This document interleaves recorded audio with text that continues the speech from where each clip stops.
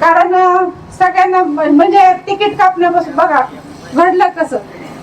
राजू शेटला आधी फिरायला लावलं, राजू शेटला आधी फिरले आम्ही फिरलो बरं का, ते नाही फिरले. मनीषा फिरली टाकळी गाणात, मी फिरले, मनीषा फिरली कवटे गाणात. आम्ही फिरलो, फॉर्म भरायच्या आधी आमचं तिकीट कापलं. तिकीट बी असं तसं नाही कापलं, त्याच्यामध्ये सुद्धा व्यवहार झालाय, ही जनता सांगते. पण मी आता कोणाचं नाव घेणार नाही. म्हणजे तुम्ही प्रत्येक ठिकाणी व्यवहार, तुमचा प्रत्येक ठिकाणी व्यवहार. विधानसभेच्या निवडणुकीला देवदत्ताच्या निकमाच्या बरोबर राहिले म्हणून तिथं व्यवहार, साहेबांना निवडून आणायचं तिथंही व्यवहार, आता तिकीट मागायचं तिथंही व्यवहार. तुम्ही जर प्रत्येक ठिकाणी असा व्यवहारच करत राहिली, जनता तुम्हाला कधीच माफ करणार नाही. ही जनता येत्या 9 तारखेला तुमची दिशा दाखवून देणार आहे. जनता पण त्यांचा व्यवहार करू. हा, राजू शेठ म्हणतात की जनता पण त्यांचा व्यवहार करणार आहे. कारण त्यांना प्रत्येक ठिकाणी व्यवहार सवय. पोलीस स्टेशनला गेले का व्यवहार, ग्रामपंचायतीत बसले का व्यवहार, लग्न समारंभात गेले का व्यवहार, वाजंत्र्या बरोबर गेले का व्यवहार. त्यांचा व्यवहार हा प्रत्येक ठिकाणी. पण 9 तारखेला त्यांचा व्यवहार हा पटकन पाहते. जरा बरेच जण त्याला काहीच काढीची अक्कल नाही त्यांची. मी पाहते की तुम्हाला घड्याळा जर मत असेल की भावपूर्ण दादाला जर भावपूर्ण श्रद्धांजली द्यायची असेल तर घड्याळाला मत द्या. मला मायबाप जनतेला एवढंच सांगायचंय की दादा तुमची श्रद्धांजली वाहून आम्हाला मत नकोय, तुमच्या आशीर्वादाची आम्हाला गरज आहे. आणि तुमचा आशीर्वाद तुम्ही गावडे कुटुंबावर नक्कीच देणार आहात याची मला नक्कीच खात्री आहे.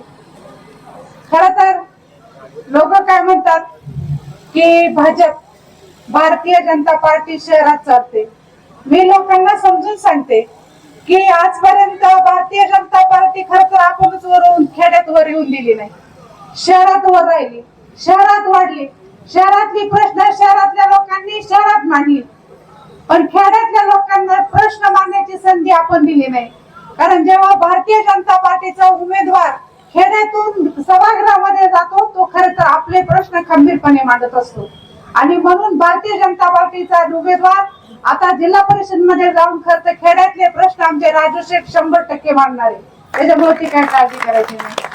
कारण आपण जरी पक्षात गेलो तरी जनता आपल्या बरोबर येणं गरजेचे आहे. पण बापूसाहेबांचं पुण्य एवढं थोर आहे ना, बापूसाहेब तिकडे जातील तिकडे जनता तिकडे. कारण मला असं कुठंच नाकारलं नाही की नाही तुमची, आणि लोकांनी सांगितलं की ताई काहीच चुकीचं नाही केलं, एकदम खरंय, तुमच्यासाठी एकदम रास्त आहे आणि आम्ही भाजपच्याच बरोबर आहे, आम्ही कमलालाच मत देणार आहे. मला खूप बरं वाटलं. पण काही लोक दुःख व्यक्त करायचे की ताई आजपर्यंत आम्ही याला मतदान नाही दिलं. म्हणलं आम्ही बी दिलं नाही हो, तुम्ही नाही दिलं तर आम्ही दिलं नाही, पण आता आपल्याला द्यायचंय. 100% द्यायचंय ठरलंय ना आपलं सगळ्यांचं. आता प्रचारादरम्यान मी प्रत्येक वाडी वस्तीवर जायचे. ज्याच्या घरी 2:30 वाजता साडी, रात्रीच्या 2:30 वाजता साडी, कोण म्हणतं माझ्या घरी पाठ 3ला आली, कोण म्हणतं 4ला आली, कोण म्हणतं 6ला आली. अरे काय बाकीच्या बाया काय साड्याच नाही भेटत का घ्यायला? तुम्ही 3-4 वाजता साड्या वाटत सुटले का? त्यांच्या घरातली माणसं एवढी कर्तृत्वान नाहीये का त्यांना साड्या नाहीये? अरे तुमचं तुम्ही काम घेऊन जा, तुम्ही तुमचं कर्तृत्व घेऊन जा. साडी पाहिली नाही, मी साडी घेतली.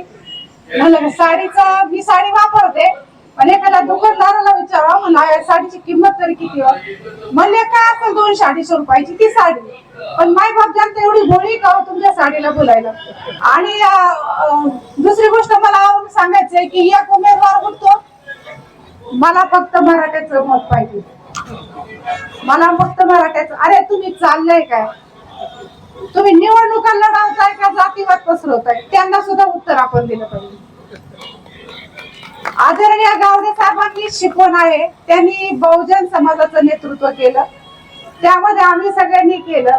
आम्ही कधी म्हणलं नाही का आता या धनगराच्याच वस्तीचा रस्ता एवढाच करू दे बाकीचे मरू दे, असं कधी आम्हाला शिकवलं नाही. आम्ही हा जातीवाद कधी पसरवला नाही.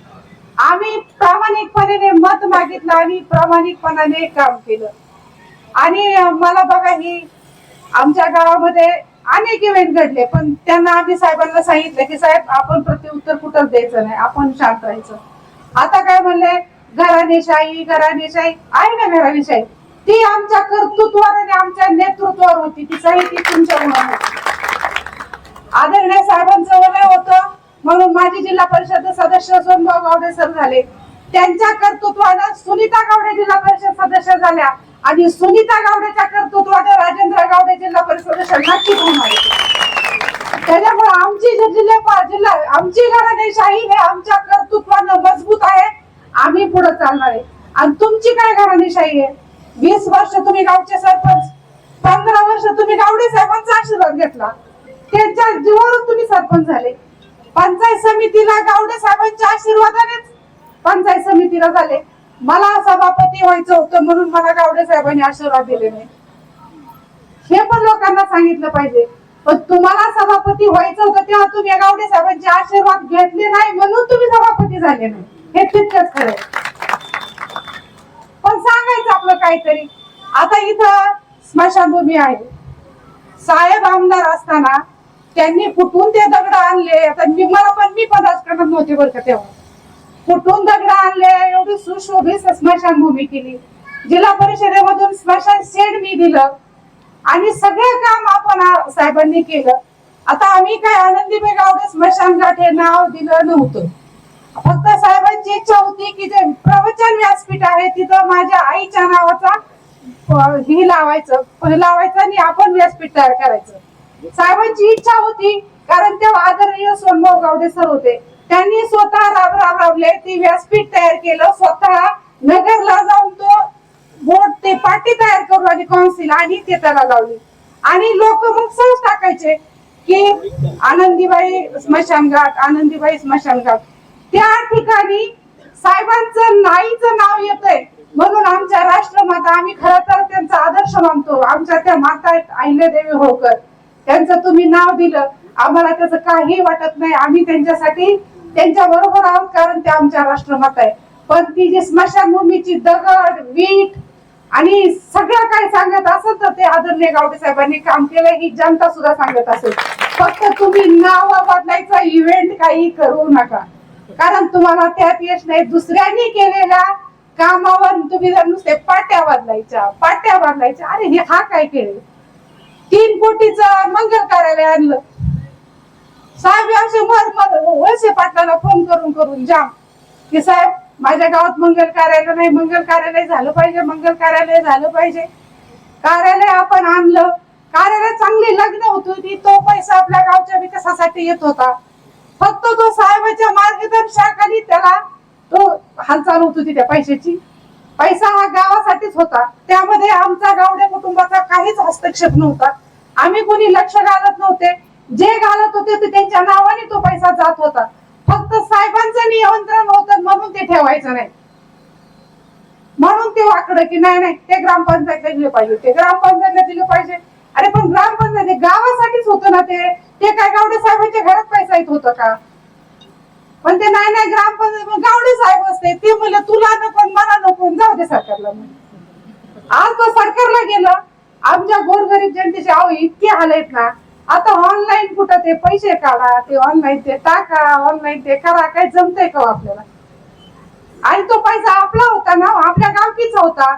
आपल्या सुख दुःखात आपल्या अडीअडचणी गावातल्या अनेक प्रश्नासाठी तो पैसा आपल्याला खर्च करायचा होता.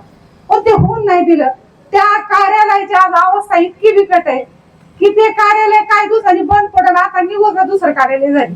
आपल्यापेक्षा सुशोभित आणि चांगलं आम्ही सुद्धा प्रशासनात काम केले. दरवर्षी 40 ते 50 लाख रुपये आरक्षण प्रत्येक कामासाठी मिळतात. तुम्हाला स्वच्छतेसाठी असेल, आरोग्यासाठी असेल, शिक्षणासाठी असेल, महिला बाल कल्याणासाठी असेल, सगळ्यासाठी मिळतात.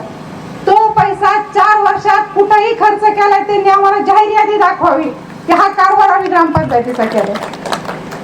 आपल्याला काही कळतच नाही. ग्रामपंचायत सदस्यांनाच काय कळत नाही तर त्यांना विचारणार कोण? नाना म्हणायचे मी असं करतो मी तसं करतो. नाना म्हणलं तुम्ही गप्प बसा. ह्या गाव आणि ग्रामपंचायत त्यांच्या ताब्यात दिली. गाव आणि ते ग्रामपंचायत ठरवेल, तुम्ही काय बोलू नका म्हणून आम्ही नानांना दाबलो. पण ही जनतेला आता जिल्हा परिषदेचा कारभार करायचा आपल्याला. सगळ्यात राज्यात 1 नंबरची असणारी ही आपली जिल्हा परिषद, पुणे जिल्हा परिषद.